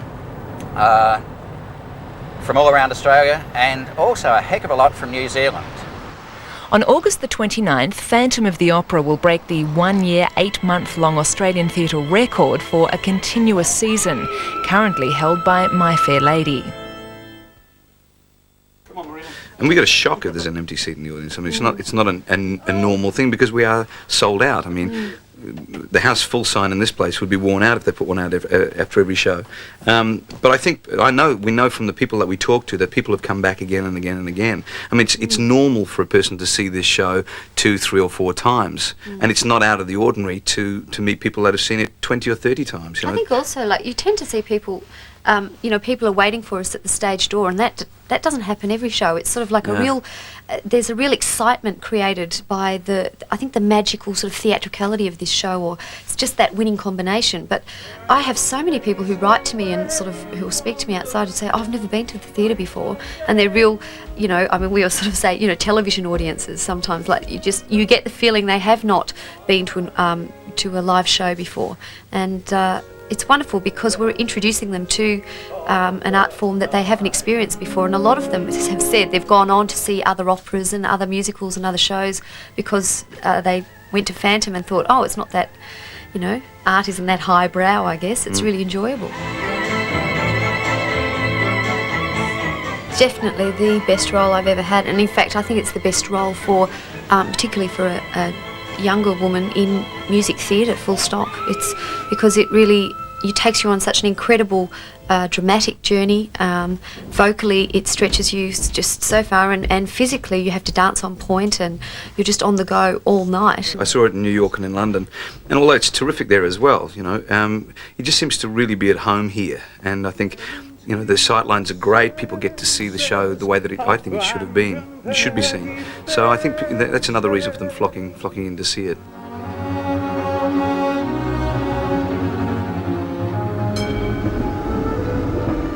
A few years ago, the future of the Princess Theatre looked bleak. Then developer David Mariner decided she would be home to Les Miserables and Phantom. Now the Princess is paid attention for being a gracious theatre rather than as the decaying home of the ghost of Frederici, the star who died just before curtain call during a performance of Faust. The area has been associated with entertainment for nearly 140 years. In the early days, everything from equestrian events to circuses. The theatre itself opened with a performance of The Mikado for Queen Victoria's Jubilee in 1887.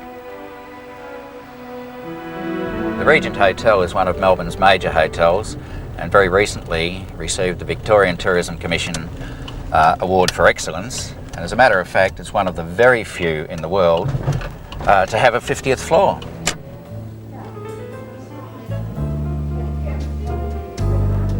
While check-in is at ground level, the rest of the hotel starts another 35 floors up. Within its core, the style is an unexpected contrast to the exterior.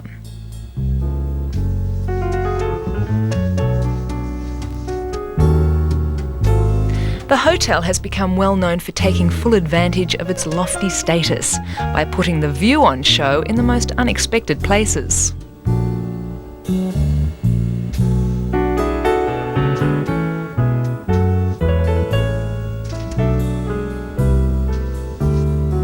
If you require more, there's the Royal Suite and several like it. It has been the Melbourne base for people like Luciano Pavarotti, Robert Ludlam, Boris Becker, Lord Wedgwood, Prince Albert and Pierre Cardin.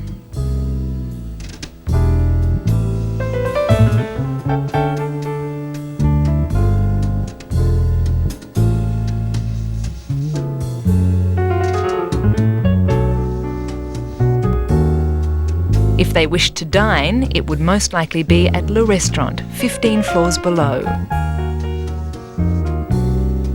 When this building changed the look of the Eastern Hills skyline, it also offered genuine high-rise dining in Melbourne. Thank you. Yeah. Isn't the view fantastic?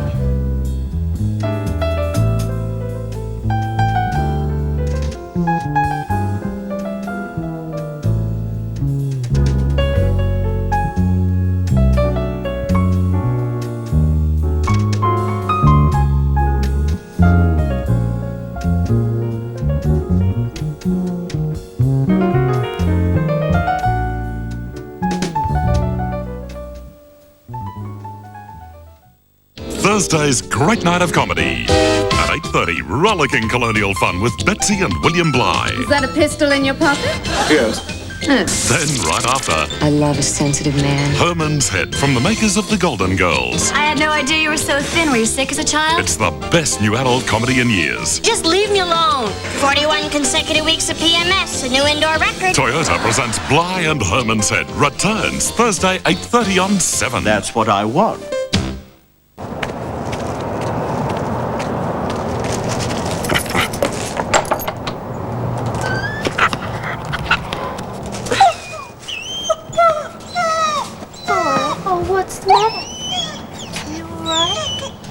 Let me have them.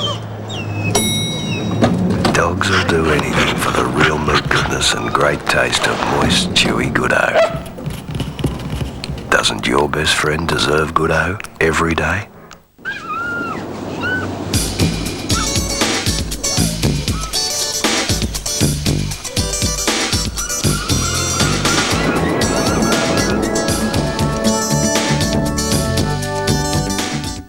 It's new. It's irresistible. It's...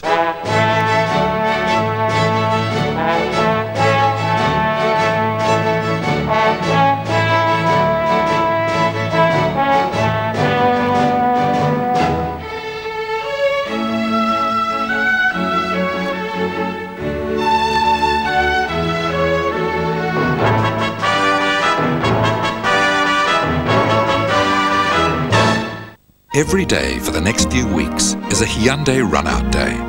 New fuel-injected 1.5-litre three-door XLs are only $11,690, and 16-valve twin-cam GL Lantras with power steering from only $16,990. All fully imported with a 3-year factory warranty.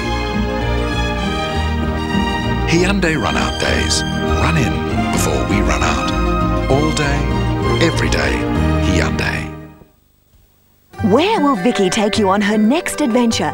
Africa, a riding stable, a ballet school. The Adventures of Vicky is a new quality magazine collection, and Vicky is free with part 1. Wow! Each fortnight there's a new adventure to share with Vicky. Discover how Vicky has a narrow escape. Vicky teaches you ballet. There's even games, puzzles, projects, plus a fabulous wardrobe for Vicky with each new adventure. Start your adventures with Vicky on Safari at newsagents now.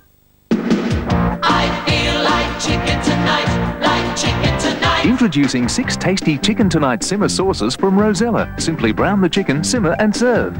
Mum, can we have chicken tonight tomorrow? Chicken tonight! As you know, whenever you eat, plaque forms on your teeth. And when you rinse with plaques before you brush, it loosens the plaque so your toothbrush can remove it more effectively. Well, now new plaques not only helps remove plaque, but it keeps working for hours to help stop plaque reforming. New improved plaques from Colgate.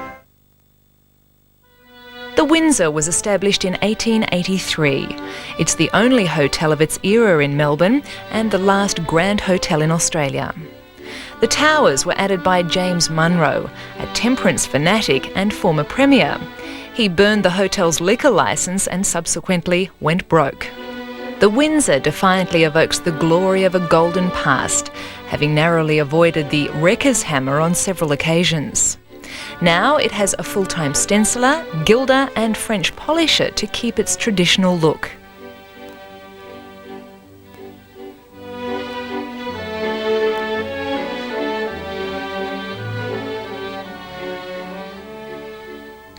To dine or take tea at the Windsor is still regarded as something special.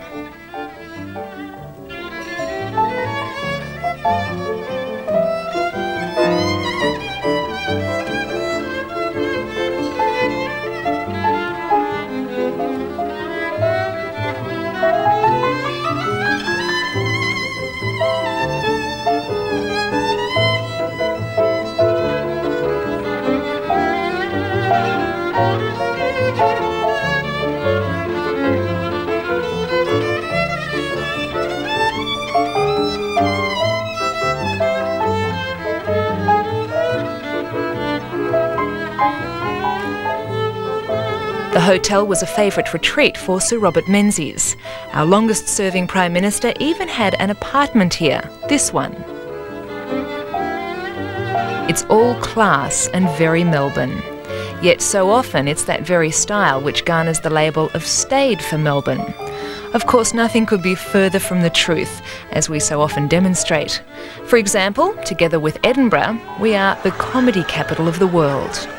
Not only do we have a huge comedy club network, but each April the Melbourne Comedy Festival takes hold of the city. The tried and true of our comedy culture end up at the festival. But the starting point is found among a myriad of pubs and clubs catering for people like Catherine Devaney. During the day, she waitresses for luminaries of the entertainment world at the Arts Centre. By night, she hits the comedy trail. Laughing in all the right place? Oh, most of them, yeah. Good. That's terrific. It's great. Yeah, it's good fun. You can tell a lot about a person by the way they navigate. This is my dad. Right, you've got the Punters Club on the left-hand side. Keep going along, Eastern Hill on the right-hand side. Turn left, Prince Pat, turn right, Cricketer's Arms. This is my mum. You know where Northland is?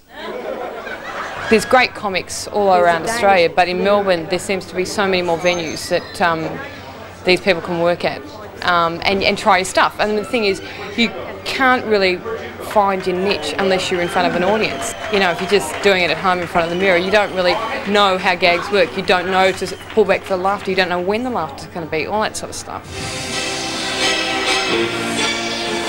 Helping the comedy clubs and pubs throw off any further illusions of staidness, there's Melbourne's thriving nightclub scene, easily the biggest in the country.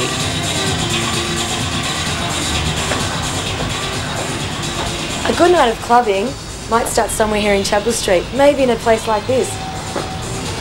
I can never make up my mind. So when I go shopping on a Saturday afternoon, I have to be in the right frame of mind, basically, to choose my outfit. I probably look at about 15 to 20 outfits before I make up my mind, and I'll probably go and visit the shops at least 2 or 3 times before I make my final decision. Ravi Krishnan and Flora Ajimas both work in promotions for the Chevron nightclub, so they live and breathe the scene. Shopping is part of the whole club experience. You shop with a view to going out, especially for your night wardrobe. And that's when we go down the street, we picture ourselves probably. I think especially when you go shopping on a Saturday afternoon and you're going out Saturday night, you look at clothes with a view to where you're going and what you're doing that night.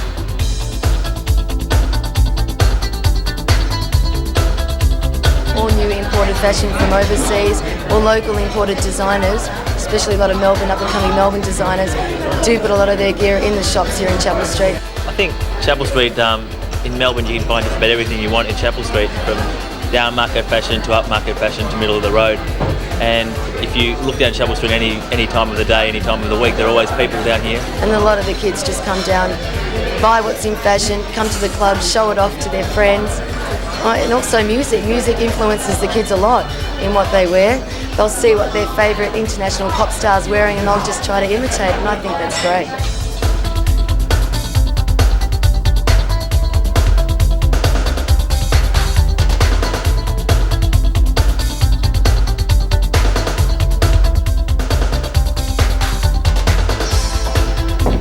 I think this is the one. It's 8:30 p.m, the time a typical club night for this group might start. First stop is the Botanical Hotel in Domain Road, South Yarra. Already it's becoming clear that, in Melbourne, a lot of components make up the club world. The Botanical is considered perfect for pre-clubbing activities. But not only by older clubbers, the demand for good, sophisticated pre-club venues is just as strong from the youngest end of the club spectrum, teenagers. Chances are, if you go to Chapel Street for clothes one day, you'll be in Bridge Road the next. People even come here from interstate to shop, especially for the bargains in fashion seconds. It's now 11:30 p.m. If you're on a roll, it's likely you'll go to a club like the Metro, which features early entertainment. You may even see who wins the week's Miss Metro competition. We tried to make it male and female. We couldn't get a male to enter, so we got to Miss Metro. It's a weekly event and it gives people who are our customers the chance to get up on stage and hopefully to enjoy themselves and win some big prizes. But the real prize, according to the Metro's promotions manager, Alistair Kennedy, is the industry for Melbourne. On a night like tonight, there's over 100 staff working, plus management and directors.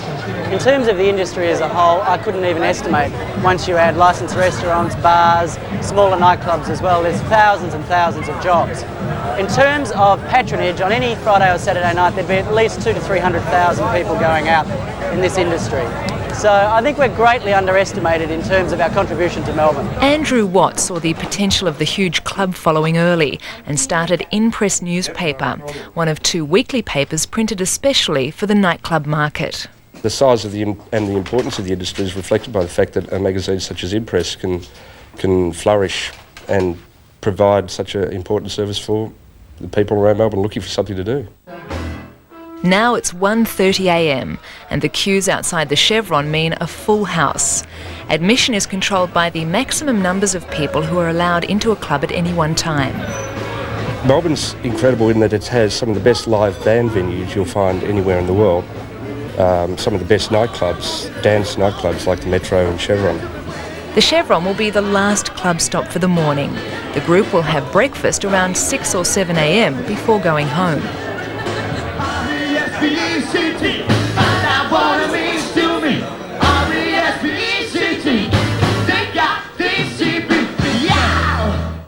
Diana, Princess of Wales, perhaps the most admired woman in the world, now shrouded in scandal. The fairy tale has ended. Controversial author Andrew Morton gives a rare insight into the tragic princess. Will she bring down the House of Windsor? Seven's exclusive premiere, Thursday, 9:30. Diana, a portrait. Cussons has developed the powerful performer in Australian laundries, the granule. Concentrated with nearly twice the cleaning power of regular powder. We tested super strength radiant granules on impossible looking stains, and its granule power shifted them easily. Cussons developed the super strength granule, and now you've made it the best selling laundry concentrate. Radiant. Monday, have the dessert. Wednesday, skip the gym. Friday, swim in champagne. But in between, eat lean.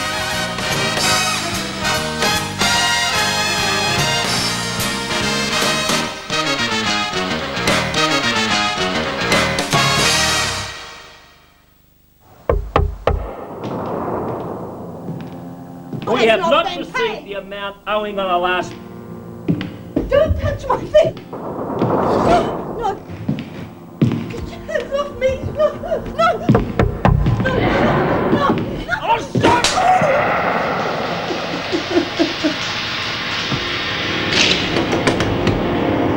Be warned. Arrest the violence or face arrest. This week in Who Weekly, Jerry Hall talks divorce. After 15 years of infidelity, Mick's getting satisfaction from a 23-year-old Italian model, and Jerry wants out. There's also the changing face of Michael Jackson. Has he gone too far with plastic surgery? And Robbo gets sacked, but still manages a few final digs. Plus the highs and lows of the Olympics and lots more. So tell me, who are you? Can stir-fryers fight cholesterol without giving away their woks? With Crisco canola oil they can. Crisco canola oil. Fight cholesterol with every bite. Cussons Super Strength Radiant Granules. You've proved its value too. When that box of regular powder is finished, you've still got enough Radiant left for loads more washes. It's new. It's irresistible. It's...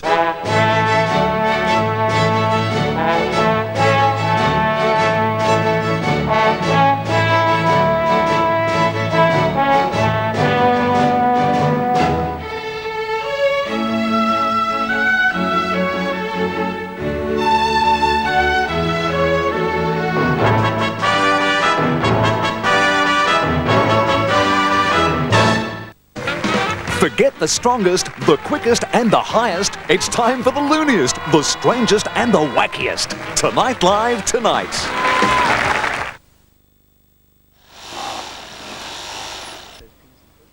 Chapel Street, Bridge Road and the club scene may show off some of the fashion in Melbourne, but it starts with people like designer Tina Varigos. According to Tina, this is what the well-dressed Melbourne woman will be wearing in summer. And, says Tina, quality is what they'll expect. Oh, we're definitely the leaders, we really are. Because I think we have so much more happening here and we're not so casual with our lifestyle and our approach to dressing. So we really go the whole way, I think, here. So we're the leaders, we're the tops. What can I say?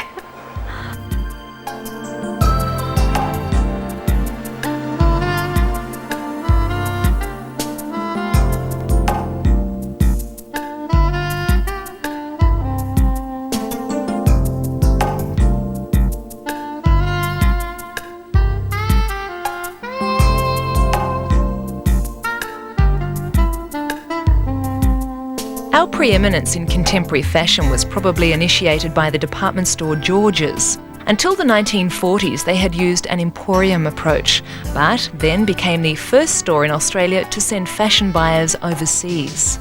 The upmarket move was at the insistence of the first female advertising manager in Australia, Rita Findlay. Before long, she'd introduced the Queen's Couturier to Melbourne. Department stores are a big pull in Melbourne. Melbourne has 3 main department stores, Myer, David Jones and Dymaroo, but Myer is Melbourne. Myer was opened in Melbourne in 1915 and actually originated in Bendigo. So what makes our department stores such an attraction? Pam Williams is someone who should know because she's ridden the highs and the lows of the industry for 30 years. Oh, I think the excitement and they keep abreast of everything more than other places, you know, that they always seem to be first with it.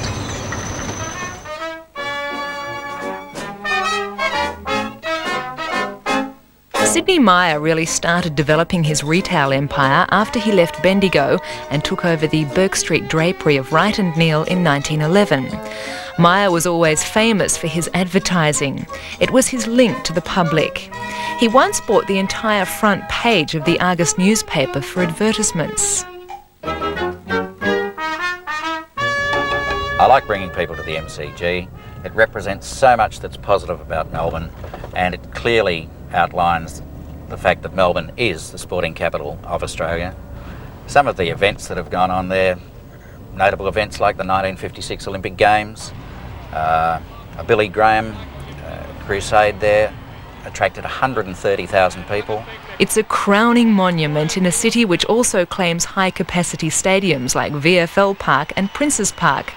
The biggest crowd to see a sporting event here witnessed the 1970 Grand Final between Collingwood and Carlton, nearly 122,000 people. The same combination of teams played their centenary match earlier this year, completing a cycle for our unique sport. It was a grand advertisement and self-endorsement of the game. The Collingwood tradition is currently on show in the Australian Gallery of Sport and Olympic Museum at the MCG, under the curatorship of Tom McCulloch. And a museum to the history of sport is something that not many cities have achieved. So there's a great achievement for Melbourne. Not only do we have great sportsmen, but we honour them with a national museum.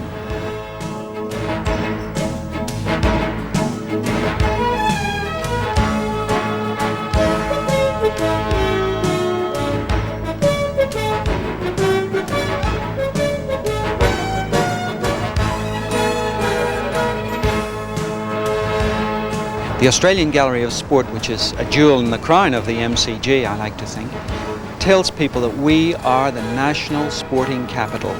The impressive new southern stand may have changed the look of the arena, but what the MCG stands for in Melbourne will never change. Nowhere else in the world has a city been bound by a sport which is such a great socially cohesive force. Football has just stood the test of time. It's gone through world wars, it's gone through depressions, it's gone through recessions. It has stood everything that's been thrown at it, has been the one aspect of our society which has held true and consistent right throughout. Footscray coach Terry Wheeler believes his club's rebirth exemplifies what the game means in Melbourne. And the way that the community turned itself around and gave unequivocal support to the Footscray Football Club was such an inspiring thing to happen. And I think to a man, the players and the staff within the Footscray Football Club have really felt that and are now responding back to the community in the way that it responded to us. Now, the atmosphere is there. You've got banners around the shops. You've got Forges has got Bulldog banners in them. They've got Bulldog stickers in the windows. Other stores have, hardware stores, the fish market. They've got streamers flying all over the shops. You know, it's really excitement. When it was suggested the Bulldogs merge with Fitzroy, Irene Chatfield led the fight back. She is still First Lady of the West and #1 ticket holder at the club. Every time you win out there, you are winning for Melbourne because you've fought to stay here in the Victorian Football League. And that's what you've got to do. You've got to fight for every game. And that's it. Melbourne is it.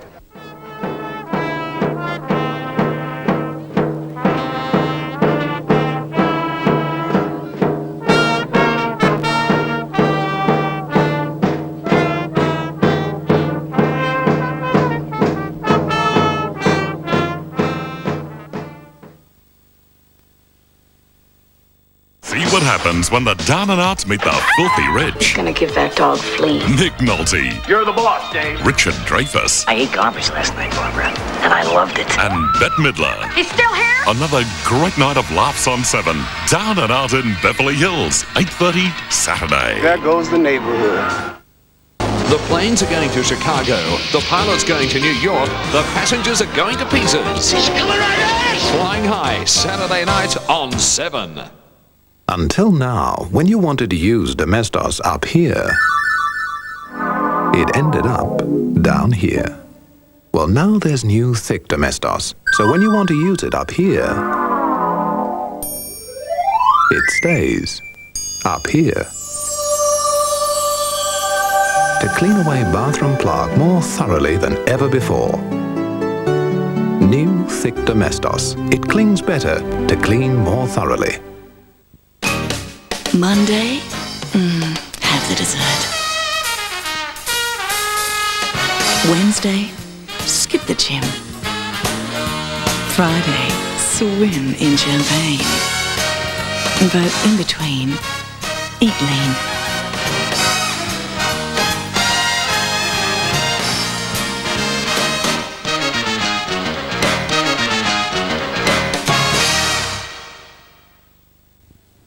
At our winter sale, everything's new. The fashions, the styles, the colours.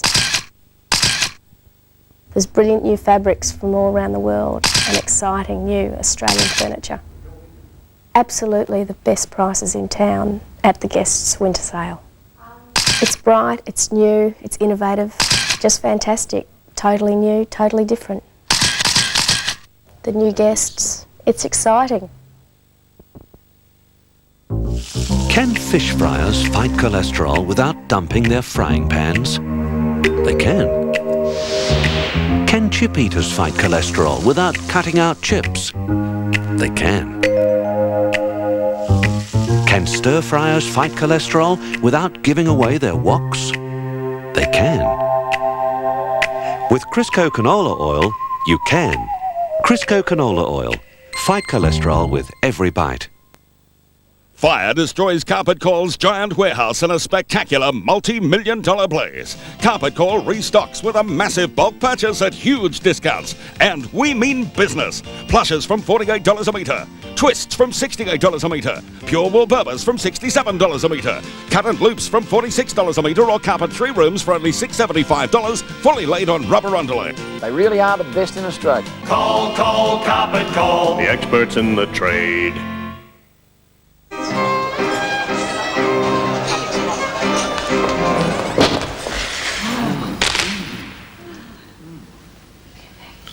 Can't stand still.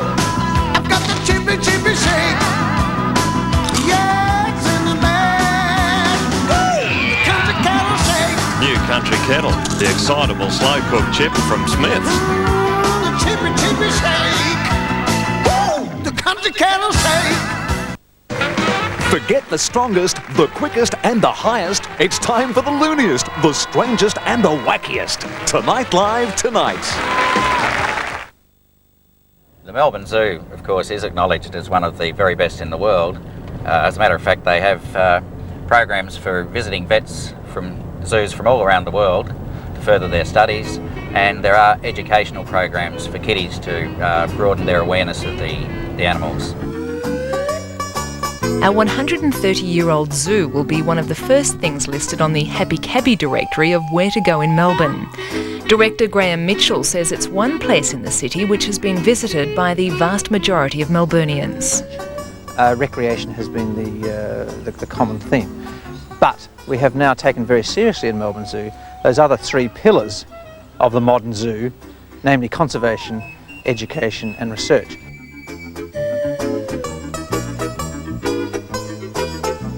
The education facility here in Melbourne Zoo has probably the best reputation in the world as a zoo education service. It is now 20 years old. It caters for about 60,000 students per year in the zoo, in something which I think Melbourne can be very proud of. And I can say with hand on heart that in fact this education service has influenced, I think, the environmental thinking of a generation of Melburnians. One of the special aspects of Melbourne is the streets and the way they were laid out back in 1837 by Robert Hoddle. It was a grid layout which makes it readily accessible, something for which taxi drivers should be eternally grateful. At dusk, the lights of Melbourne show the ideal layout of the streets clearly. It's a layout which has helped make Melbourne its own landmark. Yet, within this grid are reputations we too easily forget. For example, that 15 of the top 25 listed companies in Australia have their base in Melbourne. That Melbourne is a world leader in medical research, especially immunology, cardiology, cancer research and neuroscience. Also, the streetscape includes 5 of Australia's 10 tallest buildings. Among them, some gems have emerged. My favourite is 333 Collins, arguably the best-looking modern building in the city. The architect kept an old bank chamber intact, then set about matching its quality. At all stages of our development, we have built stunning homes. Como attracts more tourists than anything but the penguins of Phillip Island. There are privately owned mansions being restored, like Raheen. But the most significant Victoriana in a city renowned for it is Government House.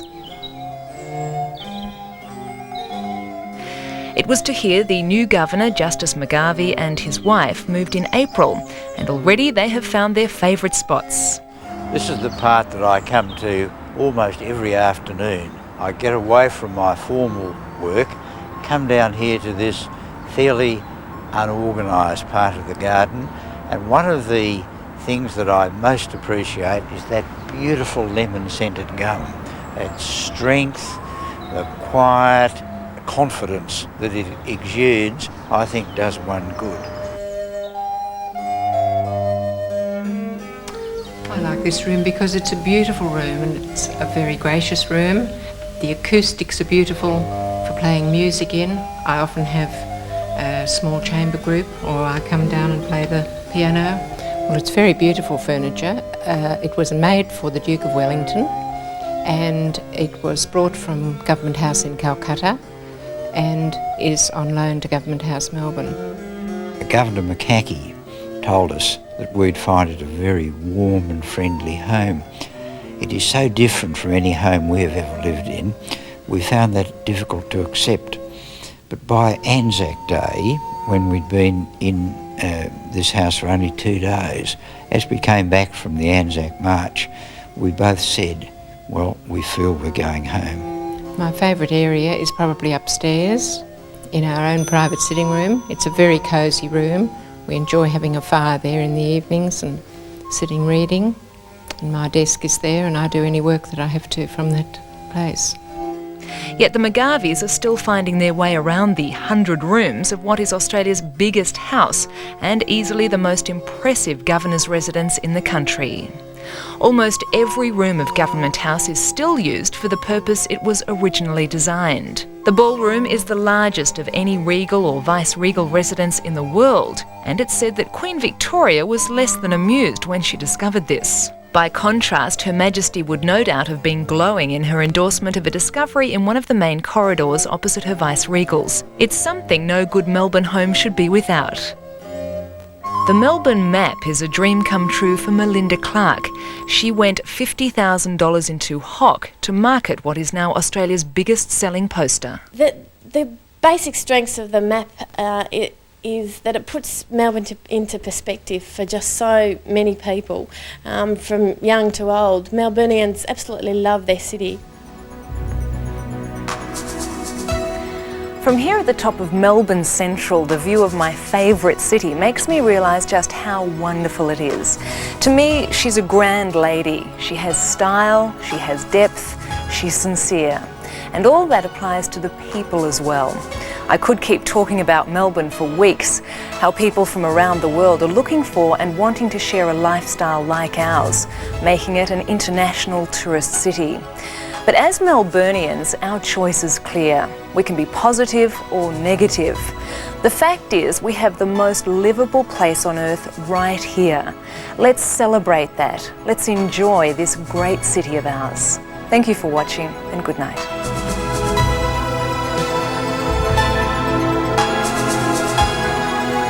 Next Wednesday night, we premiere the sizzling movie And God Created Woman. But next on 7, Tonight Live with Steve Izard.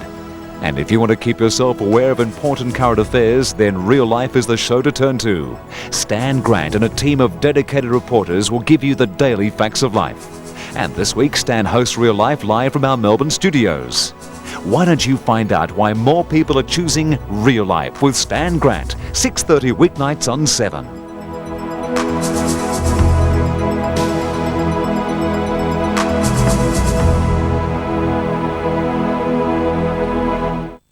Few television events can stir the emotions with the rhythm of suspense as the chilling true story of America's worst criminal. You liberal-minded about sex, Billy? What began with a teenage runaway You're not going to give up, are would end in a chilling trail of death. You got nothing on me. How could it happen? This bastard's too well connected. Only one man could unearth the truth. We have got to get a second search warrant. But even he could never have imagined what lay ahead. I don't have to prove a thing to you guys. To Catch a Killer starts 8:30 Sunday on 7. We have not received the amount owing on our last... Don't touch my feet! No! Get your hands off me! No! No! No! No! Oh, stop!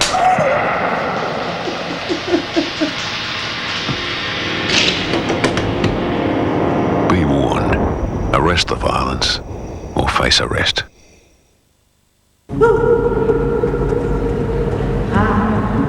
If I could draw your attention to the ecumenical decade of the churches in solidarity with women. In order to make their solidarity with women real, the churches should recognize the issues of women as justice issues. I think women have every right to equal access to resources. I think they have equal right to making decisions, particularly to making decisions that affect them. The lesson I learned in the church about the dignity that was mine as someone created in God's image. I think that we're asking for the development of our potential. Hi, I'm Cameron Daddo. Join me for Channel 7's great new series, Boney, starts 7:30 Saturday.